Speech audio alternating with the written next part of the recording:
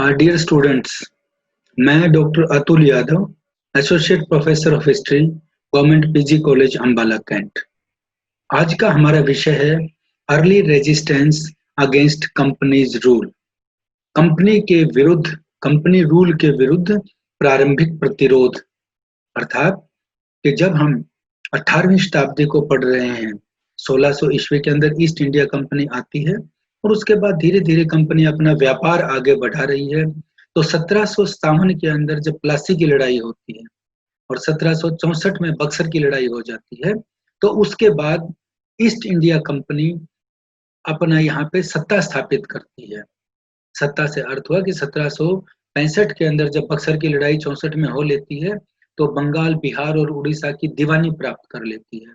दीवानी का अर्थ है कि वहां से भू राजस्व एकत्र करने का अधिकार प्राप्त कर लेती है। तो उसके बाद कंपनी धीरे धीरे अपनी सत्ता जमाती जाती है भारत के अंदर, और उस सत्ता जमाने की जो प्रक्रिया है, उस प्रक्रिया के विरुद्ध भारत के अंदर आंदोलन होते हैं। तो जो कंपनी की कार्य प्रणाली है, उसके विरुद्ध आंदोलन हो रहे हैं। तो इस अध्याय के अंदर हम सबसे पहले एक समय निश्चित करते हैं कि 1757 ईस्वी से लेकर 1856 ईस्वी तक, क्योंकि 1857 ईस्वी के अंदर ईस्ट इंडिया कंपनी के विरुद्ध एक बहुत बड़ा जन आंदोलन होता है। तो उस जन आंदोलन से पहले जो छोटे छोटे आंदोलन हो रहे हैं कंपनी के विरुद्ध, वो हमने पढ़ने हैं 1757 से लेके 1856 तक। अर्थात लगभग लगभग आप पूरे 100 साल का इतिहास या 100 साल का ये घटनाक्रम ऐसा पढ़ेंगे। तो ये जो पूरा काल था, इस पूरे काल में लगभग 40 के करीब कंपनी रूल के विरुद्ध विद्रोह होते हैं। और वो विद्रोह किस कारण से हो रहे हैं? विद्यार्थियों, इतिहास का एक ये नियम है, या जब हम इतिहास को समझते हैं तो इस नियम को फॉलो करते हैं कि हम जिस काल को पढ़ रहे हैं, उस काल के अंदर हम जाकर पढ़ेंगे तो हमें घटनाक्रम या पूरे के पूरा जो अध्याय है, जो हमारा विषय है, वो समझ में आएगा। तो यहाँ एक समझने की सबसे बड़ी चीज आपके पास है कि अंग्रेजों की जो विस्तारवादी नीति थी, मैं आपको ये शब्द अंग्रेजों की चीज ब्रिटिश के लिए कह रहा हूँ कि ईस्ट इंडिया कंपनी आई थी, उसी के लिए हम अंग्रेज शब्द का प्रयोग कर रहे हैं। आपकी कुछ पुस्तकों में भी ये शब्द ऐसे ही मिलेगा। तो उनकी जो विस्तारवादी नीति थी, उसके विरुद्ध ये जो लोग खड़े हो रहे थे, या अंग्रेजों द्वारा जो चलाई गई भू राजस्व की व्यवस्था थी, जिसकी अत्यधिक मांग थी, वो अधिक राजस्व एकत्र करना चाहते थे। जो भारत के अंदर दस्तकार और शिल्पकार थे, उनकी बर्बादी हो रही थी, या भारतीय संपत्ति का दोहन हो रहा था। आदिवासी जो लोग थे भारत के अंदर, उनके अंदर असंतोष था। ईसाई मिशनरी जब भारत के अंदर आए थे, मैं आपको अध्याय में आगे बताऊंगा कि 1813 का जो चार्टर एक्ट है, उसके तहत जब ओपन व्यापार भारत के अंदर ओपन कर दिया गया था, वो व्यवस्था है। तो जो व्यापारी आते हैं 1813 के अंदर, वो संपत्ति का दोहन करते हैं, और उनके कारण सामाजिक और सैनिक जो कारण है, वो भी इसके अंदर बहुत बड़ी भूमिका निभाते हैं। तो मोटी सी चीज इसके अंदर आती है कि 1857 ईस्वी के जन आंदोलन से पूर्व जो जो विद्रोह हुए थे कंपनी के विरुद्ध, वो हमने इसके अंदर पढ़ने हैं।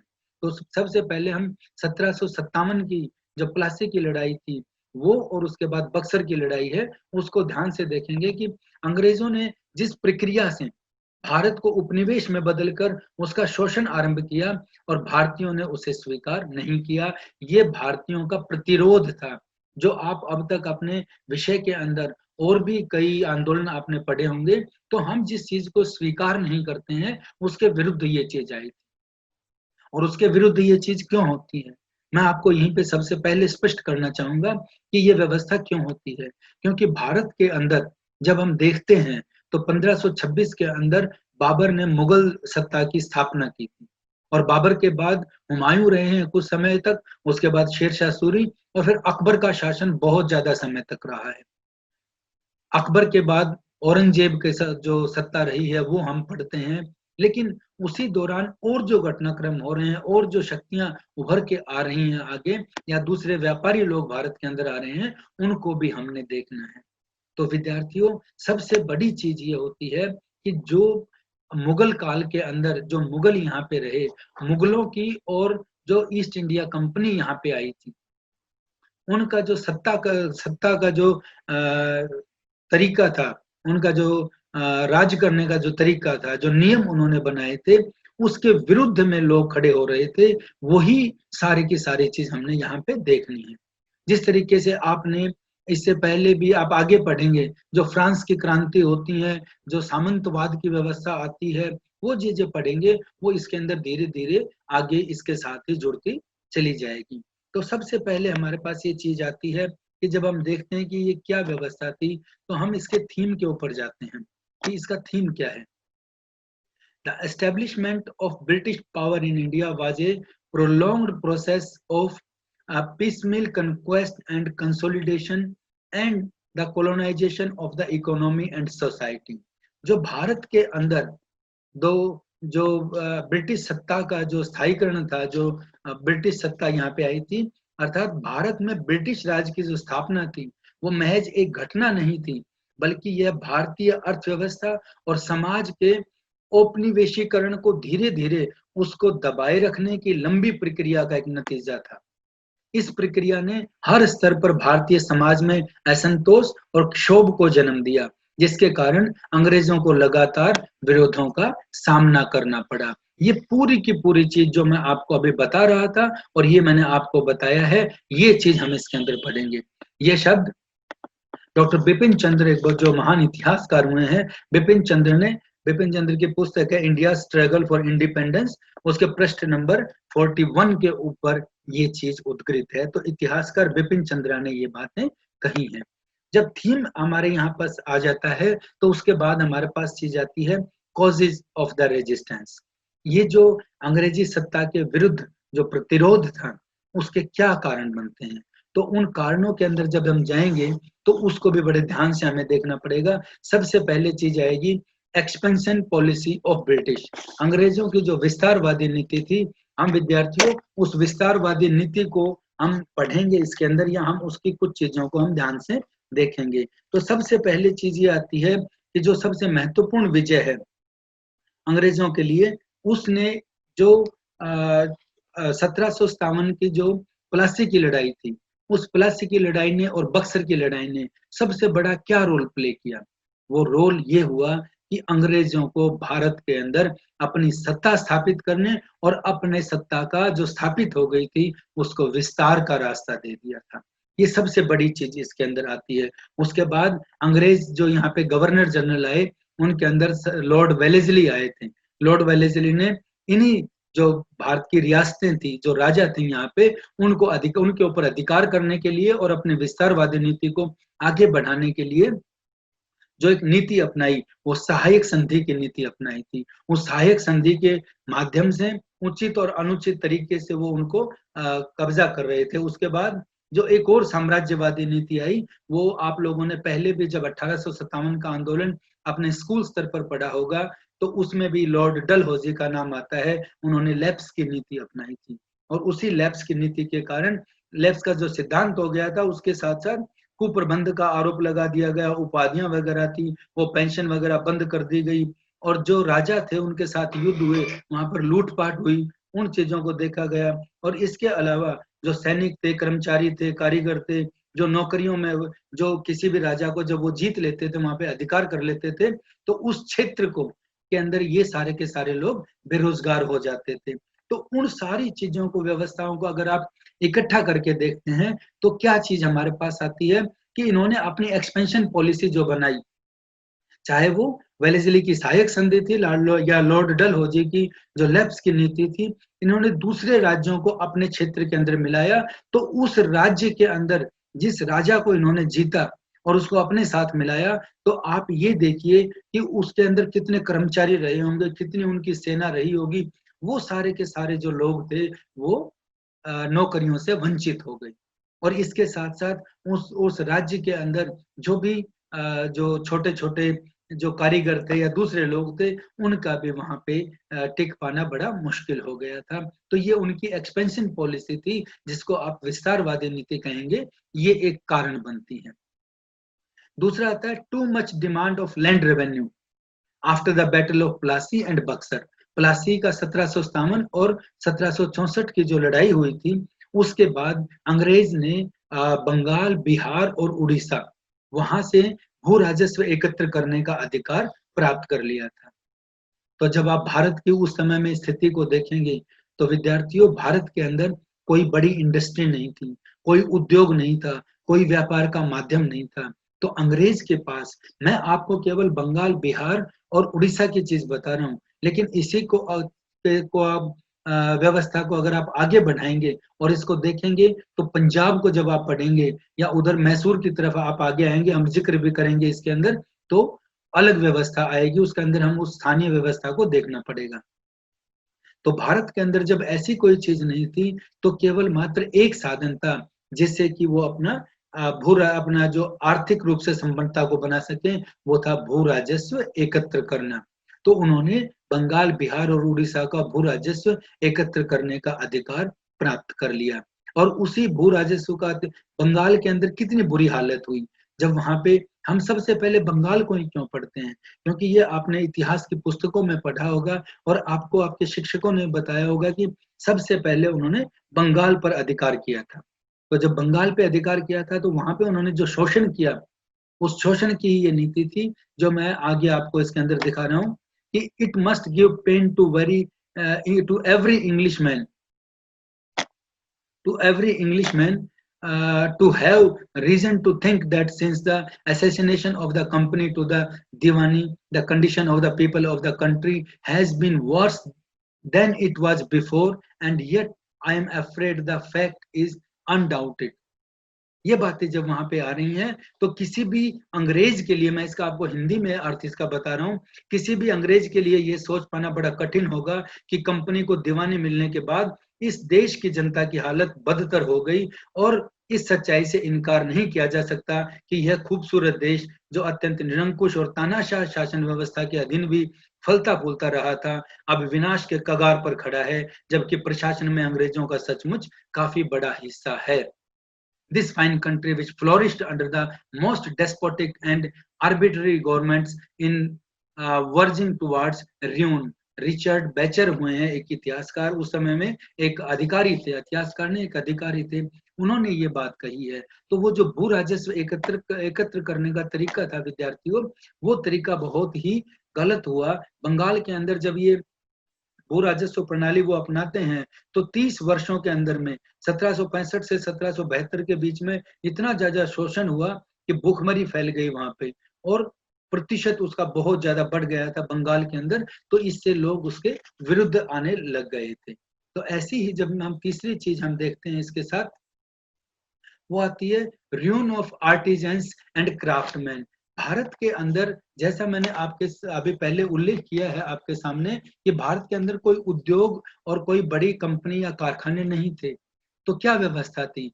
जो भारत के अंदर दस्तकार और शिल्पकार थे, उन्हीं से सारी की सारी चीज चलती थी। उनकी छोटी छोटी इंडस्ट्रीज थी, जो गांव पे या छोटे शहरों पे आधारित थी और उनकी आवश्यकताओं को पूरा करती थी। तो ये मैंने इसके अंदर बताया आपको, the misery hardly finds a parallel in the history of commerce, the bones, ये जो बात कही गई है, ये बात आपको मैं बताऊंगा, लॉर्ड विलियम बेंटिंग ने ये बात कही थी, और डॉक्टर बिपिन चंद्रा, जिन्होंने India struggle for independence book लिखी है, उसके पृष्ठ 140 के ऊपर ये बात आती है। तो भारत के अंदर जो दस्तकार और शिल्पकार थे, उनकी क्या थी कि मशीनों से बना होने के कारण जो अंग्रेजी माल था वो बहुत ज्यादा सुंदर होता था, क्योंकि भारत के अंदर तो हाथों से चीजें बनाई जाती थी, इसलिए भारतीय माल बहुत सस्ता था और उनको इतना सुंदर भी उनके सामने नहीं बन पाता था। दूसरा, इसका एक कारण और बन जाता है कि जो दस्तकार और शिल्पकार थे, उनकी जो चीजें थी वो बाजार की कीमत से कम बेचने के लिए उन्हें विवश कर दिया जाता था, उन्हें मजदूरी भी कम दी जाती थी। और फिर एक 1813 ईस्वी के अंदर, क्योंकि आप 1813 को जब देख रहे हो, तो उस समय में आप इंग्लैंड के अंदर भी देखिए क्या हो रहा था।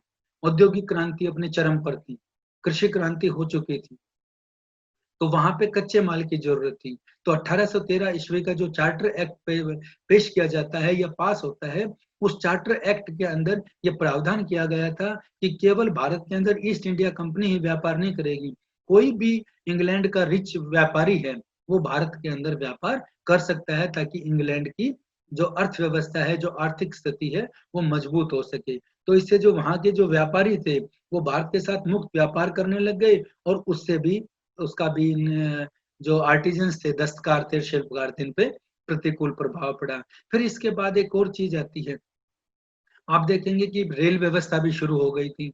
बंगाल से थाने, तो मुंबई से थाने तक एक रेल चलाई गई थी। तो वो जो रेल व्यवस्था का यहाँ पे लागू किया गया था, वो अंग्रेज ने कच्चा माल प्राप्त करने के लिए अपनी सहूलियत के लिए रेल को चलाया था। लेकिन रेल के विकास से क्या चीज आगे आई कि जो सुदूर जो गांव थे, वहां पे भी इन्होंने अपना माल पहुंचा दिया, और इससे जो ग्रामीण उद्योग थे भारत के अंदर, उनका पतन होने लग गया और अंग्रेजों की चीज वहां पे अवेलेबल होने लग गई। इसके साथ साथ 18वीं और 19वीं शताब्दी में जो इंग्लैंड के अंदर, यूरोप में जो भारतीय वस्तुएं हैं, उनके आयात पर प्रतिबंध लगा दिया गया। इस कारण से यहाँ पे लघु उद्योगों को भी और ज्यादा नुकसान हुआ।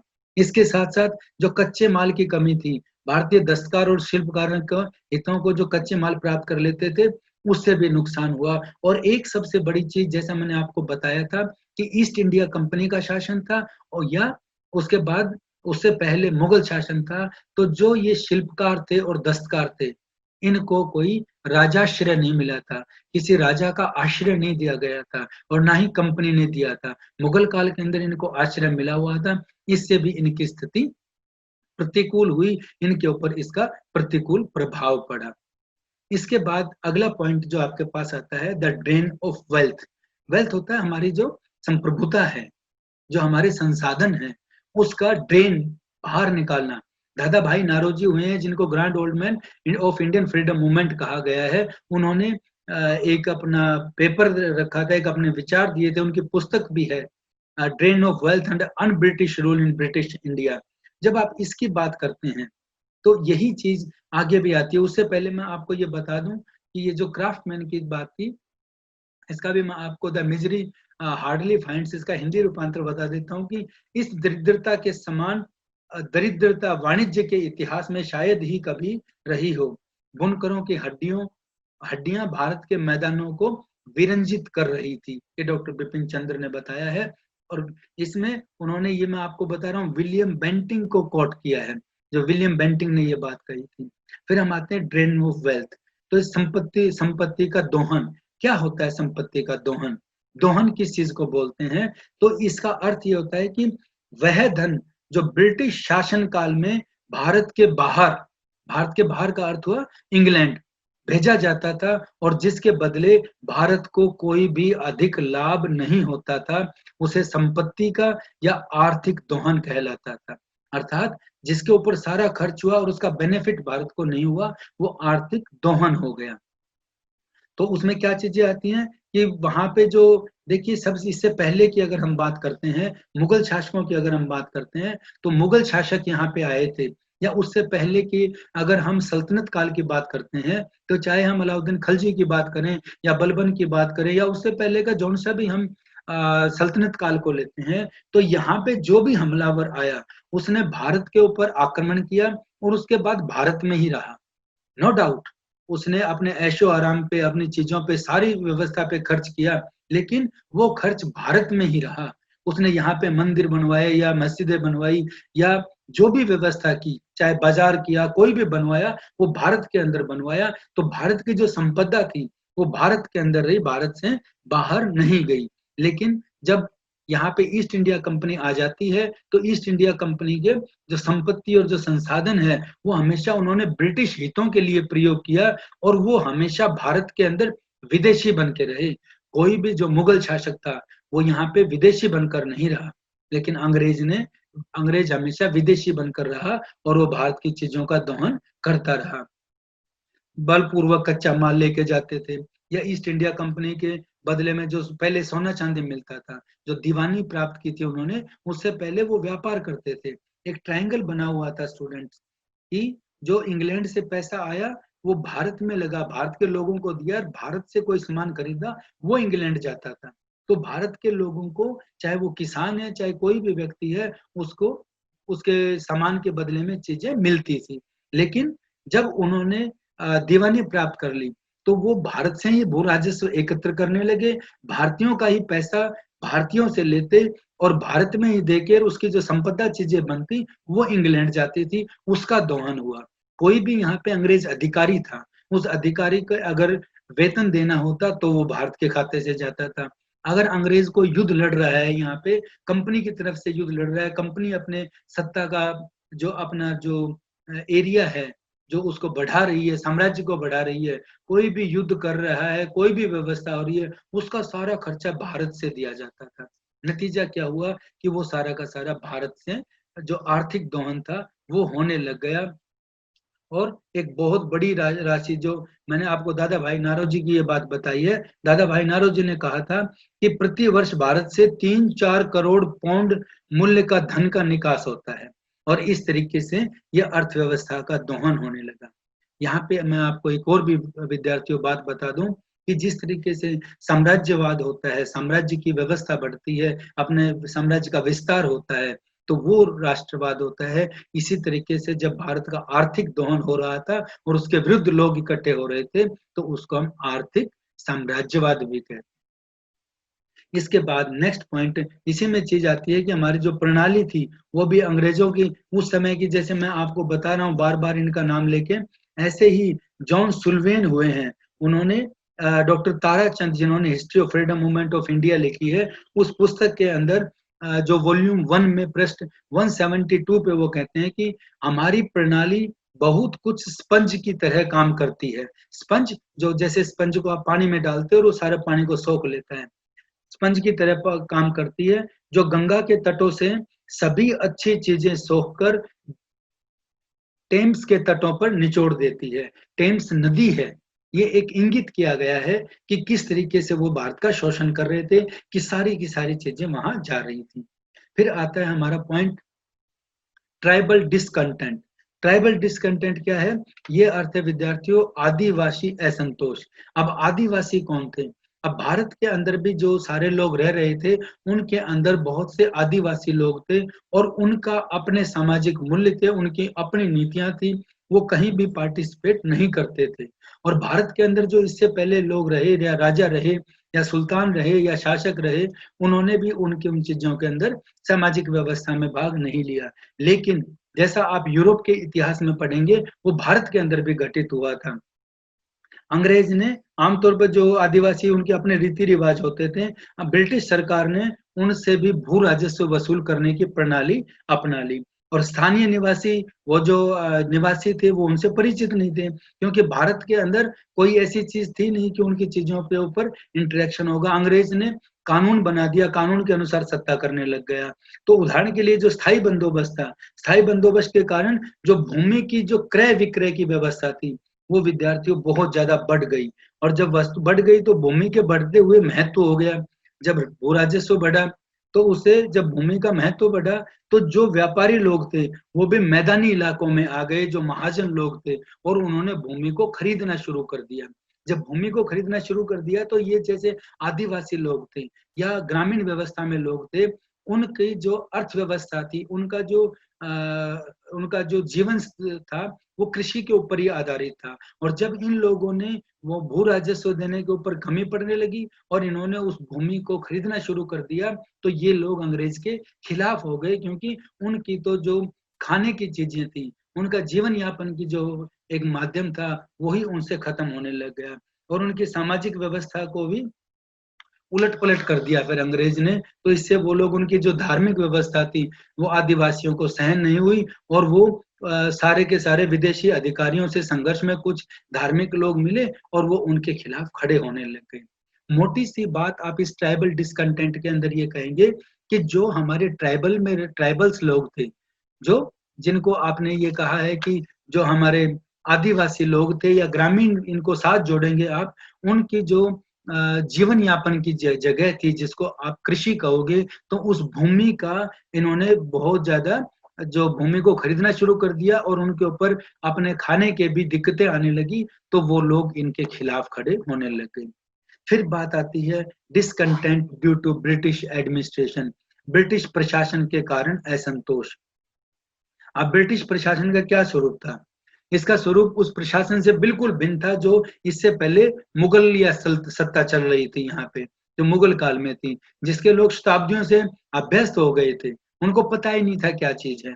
तो उसके कारण अंग्रेज अधिकारी सामान्य लोगों की पहुंच से बाहर हो गए थे। उन्होंने अपने अपने एजेंट नियुक्त कर लिए, तो आम आदमी था वो अंग्रेज तक नहीं पहुंच सकता था, जिससे उसका शोषण होने लगा था। और अंग्रेज द्वारा जो कानून लागू किए गए थे वो उनकी समझ से बाहर थे, क्योंकि भारत के लोगों ने उससे पहले कानून नाम की कोई चीज नहीं देखी थी। यहाँ पे तो केवल राजाओं का ही रूल रहा था, तो इससे वो उनके विरुद्ध हुए। तीसरी चीज आती है कि जो अंग्रेजी जो न्यायाधीश थे वो भारतीय परंपराओं से परिचित नहीं थे।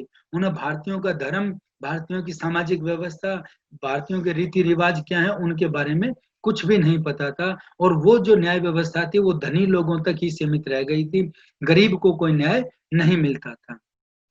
और अंग्रेज ने भारत में कानून का शासन किया जो उसे पता ही नहीं था। और उच्च जाति से जो उच्च जाति के लोग थे उनकी प्रतिष्ठा को बहुत बड़ा आघात लगा। फिर अंग्रेज ने अपनी शासन व्यवस्था को चलाने के लिए पुलिस की स्थापना कर दी। वो पुलिस की स्थापना करना, वो भ्रष्ट पुलिस अधिकारी हो गए और उन्होंने भी उन लोगों का शोषण आरंभ कर दिया। तो ये इस तरीके से अंग्रेजों ने जो भारत में जो मुस्लिम लोग रह रहे थे तो उनकी जो रीति रिवाज थे वो भी नहीं पता थे। और यहाँ एक बड़ी चीज ये आएगी जो मैंने अभी भी ये किया है कि जो मुस्लिम लोग थे, देखिए हम पुराने जब व्यवस्था को उठा के देखेंगे तो सल्तनत काल हो चाहे मुगल काल हो, तो भारत के अंदर मुस्लिम शासन रहा था। तो मुस्लिम वर्ग के जो लोग थे वो सत्ता के निकट रहे थे, तो उन्होंने उनके भी सारे अधिकारों से उनको वंचित कर दिया था। और सबसे बड़ी बात क्या हुई कि यहाँ पे फारसी जो थी वो एक बड़ी भाषा थी जिसके अंदर सारा हिसाब किताब या व्यवस्था चलती थी। अंग्रेजों ने उसकी जगह पर अंग्रेजी को दरबारी भाषा बना दिया। ये एक कारण इसके अंदर और बड़ा कारण आता है। फिर अब पॉइंट आता है प्रोपोगेशन ऑफ क्रिश्चियन मिशनरीज, ईसाई मिशनरियों का प्रचार। जो 1813 का जो एक्ट पास हुआ था उसी के अंदर ईसाई मिशनरियों को भी भारत में आने की अनुमति दे दी। और जब वो भारत में आकर अपना प्रचार कर रहे थे अपने धर्म का, तो उनको पुलिस की भी सहायता दी गई, उनको संरक्षण भी दिया गया। और वो लोग ट्राइबल एरियाज के अंदर जाते या गांव के अंदर जाते और वहां पे उन लोगों को, जो ग्रामीण लोग थे या आदिवासी लोग थे, उनके धर्म के बारे में गलत उच्चारण करते और अपने धर्म का ज्यादा प्रचार करते। अपने धर्म से जुड़ी हुई किताबें या चीजें थी या कोई भी व्यवस्था थी या पोस्टर थे, वो उनमें बांटने लगे और भारत के धर्म को गलत बताने लगे वो, और इनकी धार्मिक निंदा होने लगी। इस कारण भी लोग उनके विरुद्ध हुए। फिर इसी के साथ साथ एक जो क्रिश्चियन मिशनरीज के एक कारण और भी आता है जिनमें आप ये पढ़ेंगे कि एक सामाजिक कारण भी इसके अंदर आ जाते हैं कि जो सामाजिक व्यवस्था थी वो भी इनके विरुद्ध हो जाती है। जो सोशल रीजंस थे जो मैं आपको बताने लग रहा हूँ कि सामाजिक कारण में क्या आता है कि समाज जो बटा हुआ था हमारा, जो सभ्यता और संस्कृति थी, जो जागीरें थी, जो उपाधियां थी, वो उन लोगों को ले ली। और उसके साथ साथ जो भारत के अंदर जो रीति रिवाज थे, चाहे वो धार्मिक थे चाहे वो कोई भी व्यवस्था के अंदर जुड़ रहे थे, तो वो भी इसके अंदर शामिल हो गए। जैसे अंग्रेज ने भारतीय समाज सुधारकों के साथ मिलकर कन्यावध को, जो कन्या भ्रूण हत्या था, उसको रोक दिया। उन्होंने विधवा विवाह को लागू कर दिया, उन्होंने सती प्रथा को बंद कर दिया। और ये इस प्रकार के कानूनी प्रतिबंध विधवा विवाह के ऊपर भारत में नहीं होता था, तो उन्होंने वो शुरू करवा दिया। तो उससे भी वो लोग उनके खिलाफ होने लगे। ये एक सोशल कॉज था भारत के अंदर, जो पुनर्जागरण आंदोलन चला था उसके अंदर ये चीजें थी, लेकिन इसको भी रोक दिया। उसके बाद एक और चीज आती है, जो डिसकंटेंट की हम बात कर रहे हैं, जो असंतोष की बात आती है, वो सैनिकों में भी असंतोष था। सैनिकों में भी असंतोष आने क्यों लग गया? क्योंकि सैनिकों के साथ अच्छा व्यवहार नहीं होता था। वो यूरोपीय लोगों, जो यूरोप का, अगर कोई नया सिपाही भी आया है तो भारतीय बड़े सिपाही को उसके सामने पेश होना पड़ता था, उसको वेतन नहीं दिया जाता था। भारत वालों से वेतन, भारतीय सिपाही को अंग्रेज सिपाही से कम वेतन मिलता था। और तीसरी चीज की थी, भारतीय सिपाही को पदोन्नति नहीं मिलती थी, तो उस पदोन्नति के कारण वो भी उनके खिलाफ हो रहे थे। तो इस वजह से सारी की सारी चीजें ही उनके खिलाफ चल रही थी। तो ये व्यवस्था भी इसके अंदर जुड़ती चली जाती है। तीसरी चीज इसमें यह होती थी सिपाहियों के साथ कि वो जब अटैक करते थे, कहीं युद्ध करते थे, तो उस युद्ध से जो लूटा हुआ माल है वो सिपाहियों में बढ़ता था, लेकिन अंग्रेज ने उस माल को अपने पास ही रखना आरंभ कर दिया। नतीजा क्या हुआ कि वो सिपाही भी उनके विरुद्ध हो गए। तो जब ये सारी व्यवस्था हुई तो विद्यार्थियों ये कारण बनते हैं इसके कि किस तरीके से अंग्रेजों के विरुद्ध ये विद्रोह आगे बढ़ता है। फिर हमारे पास आता है कि ये कौन-कौन से विद्रोह हुए थे, जो अर्ली रेजिस्टेंस कौन-कौन से थे। तो उनमें सबसे पहले आता है द सन्यासी रिबेलियन। सन्यासी रिबेलियन क्या था? ये सन्यासी रिबेलियन 1763 ईस्वी में शुरू हुआ था और हिंदू सन्यासियों और मुस्लिम फकीरों ने मिलके अंग्रेजों के विरुद्ध ये आंदोलन किया था बंगाल के अंदर। जो बंगाल ईस्ट इंडिया कंपनी ने सबसे पहले बंगाल पे अधिकार किया था, तो बंगाल में हुआ था और इसमें क्योंकि जो सरकार थी, जो अंग्रेज था, उसने जो पवित्र स्थानों पर आने-जाने पर प्रतिबंध लगा दिया था और उसके साथ-साथ जो आम जन थे, उनकी भू राजस्व प्रबंधन और आर्थिक नीतियों के कारण किसान हो, जमींदार हो या कारीगर हो या सामान्य व्यक्ति हो, उसकी हालत भी खराब हो रही थी और जब अकाल पड़े थे इतने, उन अकालों के कारण भी अंग्रेज सरकार ने लोगों की सहायता नहीं की थी, तो इन लोगों ने सन्यासियों ने विद्रोह कर दिया था और इनका प्रमुख नेता था, वो मजनू शाह था। तो ये बंगाल का सबसे पहला आंदोलन था और एक इम्पोर्टेंट बात इस आंदोलन की आप नोट कर लीजिए कि जो बंकिम चंद्र चटर्जी का आनंद मठ था, आनंद मठ का जो कथानक है, जो थीम है, वो इसी विद्रोह से लिया गया है, जो सन्यासी विद्रोह था। फिर आपके पास आता है द रिवोल्ट ऑफ फतेह शाही का विद्रोह। अब यहाँ पे जो आप ये आंदोलन देखेंगे ना, ये सारे के सारे आपको मिलेंगे बंगाल, बिहार और उड़ीसा के आसपास, क्योंकि सबसे पहले अंग्रेज ने वहीं की दीवानी प्राप्त की थी और वहीं पे लोगों का शोषण किया था। तो ये भी शोषण वही है जो बिहार के अंदर ये है, ये विद्रोह हुआ था और इस विद्रोह का नेतृत्व एक वहां पे जगह है हुसैनपुर, हुसैनपुर के जमींदार फतेह शाही ने किया था। 1772 में अंग्रेजों के विरुद्ध उसने बगावत कर दी थी। तो बगावत का वो जो बिगुल बजाया था उसने, तो वो इसलिए बजाया कि अंग्रेजों ने भू राजस्व, जो बकाया भू राजस्व था, वो वसूलने के लिए वहां पे अपने कार्रवाई की और उनका जो ठेकेदार था गोविंद राम की इन्होंने हत्या कर दी थी। तो फतेह शाही ने वहां पे एक वसंत शाही को उन्होंने फिर वहां की जमींदारी दे दी और जो फतेह शाही था, जो वहां का जमींदार, उसने उसकी भी हत्या कर दी थी। तो ये आंदोलन 1795 तक चलता रहा। यहाँ विद्यार्थियों, आपको एक बात बहुत ध्यान देने योग्य है कि ये जितने आंदोलन हो रहे हैं, ये आंदोलन होंगे भू राजस्व के खिलाफ, उनके आर्थिक उत्पीड़न के खिलाफ, उनकी सामाजिक और सैनिकों के विरुद्ध जो नीतियां बनाई गई थी उसके खिलाफ। तो सारे कारण आपको यही मिलेंगे। फिर आपको मिलेगा चुहार विद्रोह। ये चुहार विद्रोह क्या था? ये चुहार विद्रोह बंगाल में हुआ था। बंगाल के जिला मिदनापुर है, वहां पे चुहार एक जनजाति है। इस 1760 में ये अंग्रेजों के अधीन आ गया था ये प्रदेश और यहाँ पे भू राजस्व और नीतियों के कारण यहाँ के लोगों में असंतोष फैल गया था। तो उन्होंने लूटमार की स्थिति भी आरंभ कर दी और 1800 ईस्वी में इस विद्रोह का जो नेतृत्व था वो मधाब सिन्हा ने किया, जो 1832 में गंगा नारायण ने इसका नेतृत्व किया और ये अंग्रेजों के जो नियंत्रण में नहीं आना चाहते थे। ये भू राजस्व और आर्थिक नीतियों के कारण ही हुआ। फिर आएगा द रिवोल्ट ऑफ देवी सिन्हा का विद्रोह। ये ईस्ट इंडिया कंपनी ने 1781 में देवी सिन्हा को बंगाल में जो जगह थी, बंगाल में रंगपुर, दिनारपुर, इदारपुर और पूर्णिया क्षेत्रों का दीवान नियुक्त कर दिया। तो वहां दीवान का क्या अर्थ था कि भू राजस्व एकत्र करना।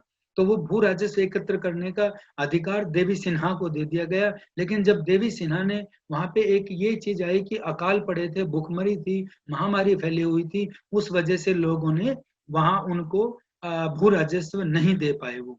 तो देवी सिन्हा ने भी भू राजस्व उनसे जबरदस्ती नहीं लिया और जब सरकार को बता दिया कि भू राजस्व एकत्र नहीं हुआ है तो सरकार ने पीटरसन एक अधिकारी थे, उनको नियुक्त कर दिया कि वो इस मामले की इंक्वायरी करेंगे और पीटरसन ने देवी सिन्हा जो उनके जो दीवान थे उन्हीं की जिम्मेदारी डाली कि देवी सिन्हा के कारण ये भू राजस्व एकत्र नहीं हो पाया है।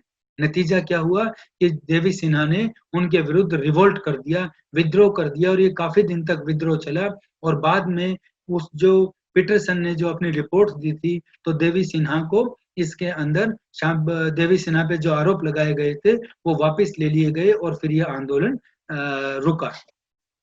उसके बाद आप नेक्स्ट पढ़ेंगे द रिवोल्ट ऑफ विजयनगरम राजा। ये विजयनगरम राजा का जो विद्रोह था, इसको अगर आप देखेंगे तो आंध्र प्रदेश आ जाता है यहाँ पे। वहां पे विजयनगरम प्रदेश में एक विजयराज राज्य का शासन चल रहा था। विजय राज्य का शासन में 1749 में कंपनी के राजा को अपनी सेना, जो कंपनी ने उस राजा को अपनी सेना भंग करने के लिए कह दिया, क्योंकि वो अपना केवल अधिकार चाहते थे, और 3 लाख की भेंट देने के लिए कहा। तो राजा ने जब ये चीज की तो राजा ने वहां विद्रोह कर दिया, और राजा का जो जागीर जब्त करने की बात कही, वहीं जो राजा का जो दीवान था, दीवान भी इसके विरुद्ध हो गया, और वो विद्रोह होने से उनकी डेथ हो गई। तो नारायण राज्य ने भी ये विद्रोह जारी रखा, और बाद में समझौते के बाद ये आंदोलन समाप्त हुआ विद्रोह।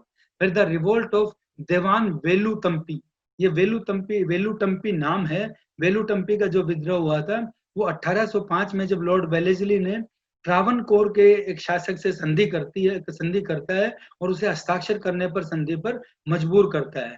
उसकी सेना को भी वो तोड़ देता है, और वहां पे अंग्रेज रेजिडेंट है, वो अपना रेजिडेंट लगा देते थे। रेजिडेंट होता था विद्यार्थियों अंग्रेजी सत्ता का एक प्रतिनिधि। वो राजा के साथ बड़ी ही अपमानजनक बातें, अपने भाषा का प्रयोग करता है। लेकिन तभी 1808 में महाराजा ने, और उनका जो दीवान था उसका नाम था वेलुटंपी, वेलुटंपी ने विद्रोह कर दिया उनके खिलाफ, जो अंग्रेज सरकार के खिलाफ, ईस्ट इंडिया कंपनी के खिलाफ। तो कुछ समय विद्रोह के बाद राजा तो संधि कर लेता है, लेकिन जो उनका दीवान है वेलुटंपी, उस संघर्ष को और आगे जारी रखता है, और उसने साहस नहीं छोड़ता, और बाद में अंग्रेजों के विरुद्ध अपना जो संघर्ष जारी रखता है। लेकिन उसके पास क्योंकि इतने रिसोर्सेज नहीं थे, तो बाद में फिर वो एक मंदिर में जाकर आत्महत्या कर लेता है। फिर आता है the revolt of Raja of Khurda. जो खुर्दा के राजा था, उनका विद्रोह ये 1803 में उड़ीसा में होता है। खुर्दा का शासक एक बहुत शक्तिशाली जमींदार था, और उसने 1804 में अंग्रेजों के शासन के विरुद्ध विद्रोह किया था। ये भी विद्रोह सारे के सारे चीज है, ये भी भू राजस्व और वहां पे पड़े अकाल के कारण वो हुआ था, कि वो उनको सारी चीजें नहीं दे पाया था। फिर आता है the revolt of Mufti Muhammad Ewaz. Mufti Muhammad Ewaz ने 1816 में अंग्रेजों के खिलाफ विद्रोह किया, और जो भू राजस्व था और दूसरे करों में वृद्धि थी, उसके खिलाफ ये आंदोलन हुआ था। तो जो पीलीभीत, शाहजहांपुर और रायपुर का जो क्षेत्र है, यहाँ पे मुफ्ती ने क्रांति कर दी थी, और बाद में से उनकी सेना को पराजित हो गई, और स्वयं पराजित हो गया था, और अंग्रेजों ने इन विद्रोहियों को गिरफ्तार करके कड़ी सजा दी, और ये आंदोलन फिर शांत हुआ। फिर आएगा भीलों का विद्रोह। जो भील महाराष्ट्र में का जो खानदेश है औरंगाबाद के पास, वहां पे एक पहाड़ी है भील। तो ये भीलों का आंदोलन था, अंग्रेजों के विरुद्ध उन्होंने भी बिगुल बजाया था 1818-19 में, इसी भू राजस्व की नीति के कारण। लेकिन तब अंग्रेज ने जो पेशवा बाजीराव द्वितीय था, उसको इसके लिए रिस्पॉन्सिबल माना, तो उसके मानने से फिर वो भील उनके खिलाफ हो गए, और बाद में दोनों का समझौता होता है। इसी प्रकार ये जो पोलीगर है, पोलीगरों का भी एक विद्रोह होता है विजयनगर में। जो पूर्वी घाट है, वो जंगलों में, पहाड़ी क्षेत्रों में जो नायक इनको बोला जाता है, उनको ये पोलीगर भी वहां की भाषा में है। ऐसे ही जो मैंने आगे बताया आपको, जो ये अहोम वगैरह का जो विद्रोह है, ये वगैरह का भी विद्रोह वहीं पे होता है। वगैरह गुजरात में एक ओरवा मंडल में जो वगैरह हैं, वो ब्रिटिश शासन के विरोध में खड़े हो जाते हैं। इसी तरीके से अहोम है, ये अहोम के विद्यार्थियों, यहाँ पे चीज आएगी, ये अहोम आसाम के अंदर है। और जो फर्स्ट बैटल हुआ था, जो बर्मा के खिलाफ एंग्लो बर्मा वार हुआ था, वहां पे वो अपनी सेना लेके जाते हैं, और अहोम के राजा से वहां सेना ले जाने की अनुमति लेते हैं, लेकिन सेना रोक के फिर वहां पे कर लेना आरंभ कर देते हैं। तो अहोम के अंदर विद्रोह होता है। ऐसे ही ये खासी का विद्रोह होता है। आसाम में जो खासी पहाड़ियां हैं, वहां के पश्चिम में तीरथ सिंह नाम का राजा था, उसके साथ भी इसी कारण ये विद्रोह होता है। फिर वहाबी मूवमेंट है। वहाबी मूवमेंट एक मुस्लिम आंदोलन था, जिसको जो शुरू करने वाले थे, जो इसके हम करें तो सर सैयद अहमद खान ने वहाबी आंदोलन के जो सैयद अहमद खान ने शुरुआत की थी, इसके संस्थापक थे वहाबी का, और ये भारत के अंदर मुस्लिम सत्ता स्थापित करना चाहते थे। और वो सारी की सारी व्यवस्था में फिर ये अंग्रेजों के विरुद्ध होते हैं। फिर ऐसे ही कोल विद्रोह हो जाता है। ये पश्चिमी रांची में, बिहार में आ जाते हैं हम। हजारीबाग, पालापुरा और मानभूम का जो एरिया है, वहां पे ये कोल जनजाति है, वो विद्रोह कर देती है। फिर मोपला विद्रोह होता है, ये मालाबार के क्षेत्र में है। वहां पे इस्लाम धर्म में विश्वास रखने वाले थे, और इन जमींदारों को जो बहुत बढ़ गए थे, यहाँ पे कर बहुत बढ़ा दिया था, तो मोपला के किसानों ने उस जो भू राजस्व के कारण आंदोलन शुरू कर दिया। ऐसे ही फरेजी आंदोलन हुआ था, ये बंगाल के फरीदपुर जिले में हुआ था, वो भी भू राजस्व और इनको कर ना देने के कारण ये व्यवस्था बढ़ी थी। और ऐसे ही जो अंतिम आंदोलन हुआ था, अंतिम यहाँ पे बंगाल का मैं बता रहा हूँ आपको, वो संथाल का आंदोलन हुआ था। संथाल के अंदर भी जो प्रारंभिक तौर पे संथाल विद्रोह था, उसमें संथाल बंगाल के वीरभूम, बांकुरा और बिहार के सिंहपुर, हजारीबाग, भागलपुर, मुंगेर, पूर्णिया जिलों के अंदर ये चीज शामिल थी, ये सारा क्षेत्र शामिल हुआ था। फिर हमारे पास एक और पॉइंट आता है, वो आता है विद्यार्थियों सेपॉय म्यूटनीज, जो सैनिकों का विद्रोह। उन सैनिकों का विद्रोह में सबसे पहले 1764 में एक आंदोलन होता है। वो 1764 में जो मेजर हेक्टर मुनरो ने बक्सर की जो लड़ाई थी, उसमें मीर कासिम के विरुद्ध लड़ाई में एक बटालियन थी और उसमें नवाब के साथ सम्मिलित हो गई थी, तो इन्होंने बटालियन के विरुद्ध कार्य किया था और 24 सैनिकों को तोपों के विरुद्ध उड़ा दिया था, तो बटालियन ने विरोध कर दिया था।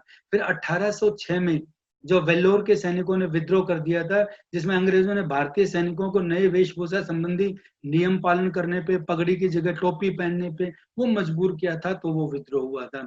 फिर 1824 के अंदर बंगाल में बैरकपुर में जो 47वीं पलटन थी, उसने भी उनकी इन्हीं नीतियों के विरुद्ध में आंदोलन के वो विद्रोह कर दिया था। 1844 के अंदर जो सैनिकों को विदेशों में भेजे जाते थे और उनको फिर एक भत्ता दिया जाता था, वो भत्ता बंद कर दिया गया था, तो उसके विरुद्ध सैनिक इकट्ठे हो गए थे और पलटन का जो नाम से सेना में उनका नाम काट दिए गए थे। 64वीं पलटन को जो थी वहां पे सिंध जाने के आदेश दिए थे और सैनिकों को भत्ता वगैरह नहीं दिया था। और फिर अंतिम जो इनकी चीज है, वो 1849-50 में सैनिक विद्रोह करते हैं, जब पंजाब के कब्जा कर लिया गया था। जब पंजाब पे कब्जा होता था, तो उसमें जो सेना को दिए जाने वाला विशेष भत्ता बंद कर दिया गया, तो सैनिकों में असंतोष फैला था और उसी असंतोष के कारण 1849 में वजीराबाद में 22वीं जो पलटन थी, उन्होंने वेतन लेने से इनकार कर दिया था और विद्रोह कर दिया था। ये सारी की सारी जो अव्यवस्था थी, ये हुई अव्यवस्था और ये सारा का सारा अंग्रेजी जो यहाँ पे सत्ता थी या ईस्ट इंडिया कंपनी का जो रूलिंग पैटर्न था, किस तरीके से उन्होंने शासन व्यवस्था को बदला और कैसे वो भारतीयों के साथ व्यवहार कर रहे थे, ये आंदोलन थे। तो ये जो आंदोलन थे आपके लिए सक्सेसफुल, आपके लिए इंपॉर्टेंट किस लिए हैं? क्योंकि 1857 ईस्वी के जन आंदोलन की ये पृष्ठभूमि है। तो वहां से हम इसको देखते हैं कि किस तरीके से ये आंदोलन हुए थे। ये हमारा अध्याय था। इस अध्याय में हमने देखा है कि किस तरीके से ईस्ट इंडिया कंपनी की कार्यप्रणाली और कार्यप्रणाली के अंदर जो लोगों का विरोध है, चाहे वो सामाजिक है, चाहे वो आर्थिक है, चाहे वो धार्मिक है, उसने इनको आगे बढ़ाया। आपका बहुत बहुत धन्यवाद। हमारा ये अध्याय यहीं पर समाप्त हो जाए।